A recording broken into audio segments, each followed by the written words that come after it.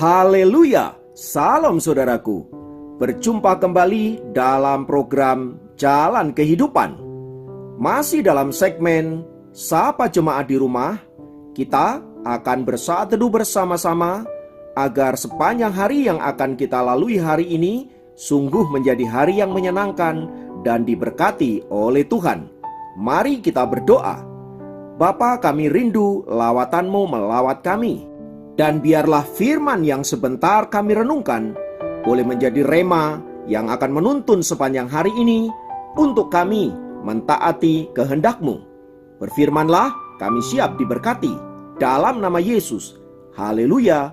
Amin. Firman Tuhan kali ini terambil dari 1 Samuel pasal 17 ayat 45 sampai 47.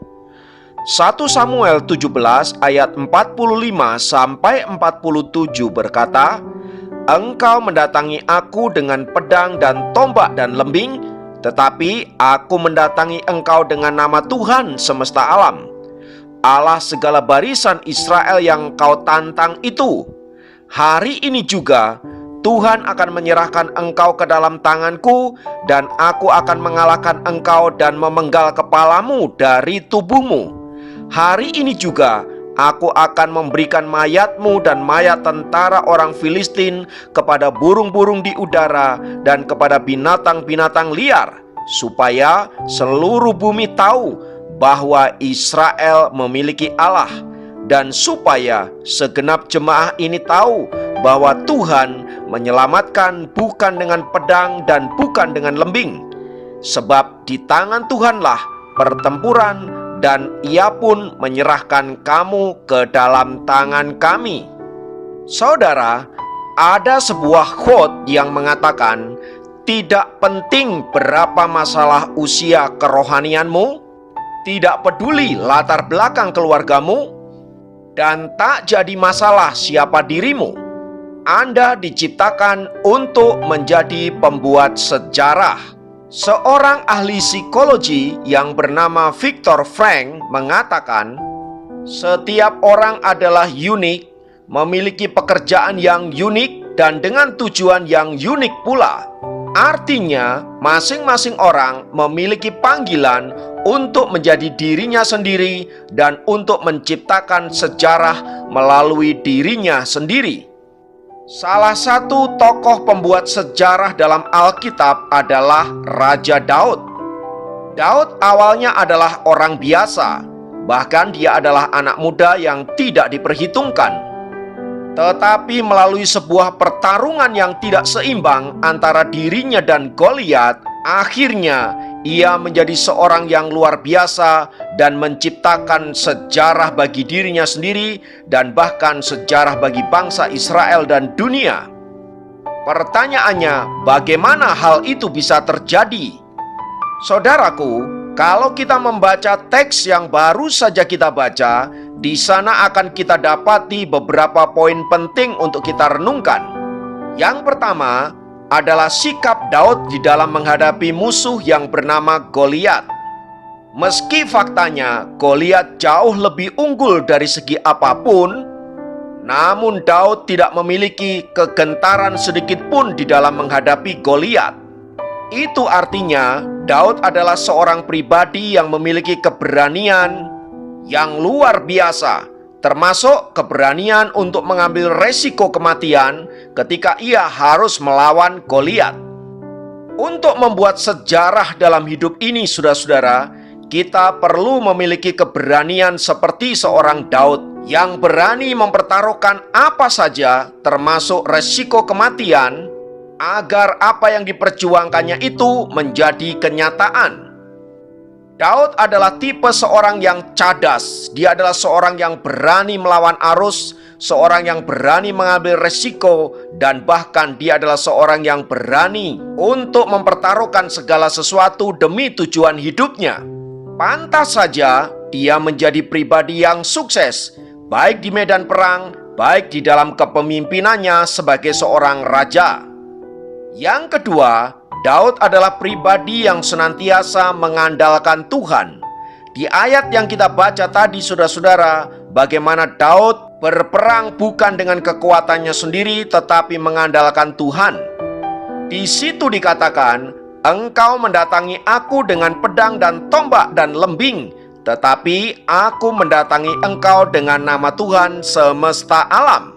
Ini artinya peperangan yang dilakukan oleh Daud bukanlah peperangan atas nama pribadi, melainkan atas nama Adonai Elohim, Tuhan yang disembah oleh orang Israel. Dalam hal ini, Daud percaya penuh kepada kekuatan Allah yang mampu memberikan kemenangan pada dirinya dan mengalahkan musuh dengan sangat mudah. Daud percaya bahwa Tuhan yang ia sembah adalah Allah semesta alam, yang berkuasa atas langit dan bumi, yang berkuasa atas kehidupan dan kematian, yang berkuasa atas masa kini dan bahkan masa yang akan datang. Bukan hanya itu, Daud juga percaya bahwa Tuhan sanggup mengangkat, Tuhan juga sanggup untuk menurunkan. Ia punya kuasa untuk melakukan semuanya itu. Itulah sebabnya Daud dengan sangat yakin berkata kepada Goliat bahwa ia pasti akan mengalahkan Goliat dan bahkan akan memenggal kepalanya dari tubuhnya. Saudara, seorang pembuat sejarah sejati, dia tidak hanya mengandalkan kekuatan dirinya, tetapi dia mengandalkan kekuatan yang datang dari tempat yang maha tinggi, dari Tuhan Allah. Mengapa demikian? Karena kita tidak akan pernah bisa membuat sejarah hidup kita sendiri tanpa keterlibatan Allah di dalam hidup kita. Oleh sebab itu, saudaraku, kita sangat perlu mengandalkan Tuhan dalam segala sesuatu yang kita kerjakan, supaya kita dapat membuat sejarah yang gilang gemilang bagi diri kita sendiri, bagi keturunan kita, dan bahkan bagi gereja Tuhan, bangsa, dan negara. Yang ketiga, apa yang dilakukan oleh Daud tidak hanya berbicara untuk dirinya sendiri, tetapi bagaimana ia bersaksi bahwa ia memiliki Allah yang dahsyat dan bahwa Israel memiliki Tuhan Allah yang hebat, dan supaya seluruh bangsa-bangsa tahu bahwa di Israel ada Allah yang benar. Itulah sebabnya ia berkata supaya seluruh bumi tahu bahwa Israel memiliki Allah, dan supaya segenap jemaah ini tahu bahwa Tuhan menyelamatkan bukan dengan pedang dan bukan dengan lembing.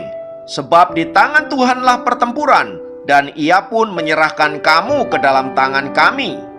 Apa yang disampaikan Daud ini adalah proklamasi bahwa Tuhanlah Allah yang sejati, Tuhanlah Allah yang benar, supaya orang Israel tahu akan hal itu, dan supaya bangsa-bangsa mengenal Tuhan Allah yang benar yang disembah oleh orang Israel. Saudara, dalam hidup ini, apapun yang kita kerjakan, kita harus tahu bahwa tujuan kita melakukan itu tidak hanya untuk diri kita sendiri, tetapi juga untuk bersaksi bahwa kita memiliki Tuhan yang luar biasa. Supaya lewat keberhasilan yang kita miliki, kita dapat menyaksikan betapa Tuhan yang kita sembah, Tuhan yang kita puji, dan Tuhan yang kita layani adalah Tuhan yang luar biasa. Supaya melaluinya, nama Tuhan dikenal di antara bangsa-bangsa. Belajar dari firman Tuhan di atas, saudaraku, mari kita boleh menjadi pribadi-pribadi sang pembuat sejarah bagi diri kita sendiri, tetapi juga bagi komunitas di mana kita berada, baik itu di tengah-tengah masyarakat kita maupun di dalam komunitas bergereja kita. Biarlah melalui kita ada terobosan-terobosan yang dikerjakan, ada hal-hal yang luar biasa yang dihasilkan, sehingga hal itu bisa menjadi monumen sejarah hidup kita. Bukan saja supaya nama kita dikenang, tetapi juga kita boleh bersaksi bahwa hidup yang kita jalani adalah hidup yang punya makna, hidup yang diberkati, tetapi juga kemudian menjadi berkat dan berdampak bagi orang-orang di sekitar kita. Tuhan kiranya memberkati kita semua. Mari kita berdoa. Kami naikkan pujian dan syukur buat anugerah-Mu. Kami naikkan pujian dan syukur buat karya-Mu dalam hidup kami, sehingga kami boleh menjadi orang-orang yang luar biasa. Melalui hidup kami boleh menjadi saksi-Mu dimanapun kami berada, bahwa kami punya Tuhan yang dahsyat, kami punya Tuhan yang luar biasa. Biarlah melalui semua itu kami tetap semangat dalam menjalani hidup, tetap bersuka cita, dan senantiasa mengerjakan yang terbaik dari bagian yang telah ditentukan bagi setiap kami. Terima kasih Bapa, terpujilah namamu kekal selamanya. Dalam nama Yesus kami sudah berdoa, haleluya.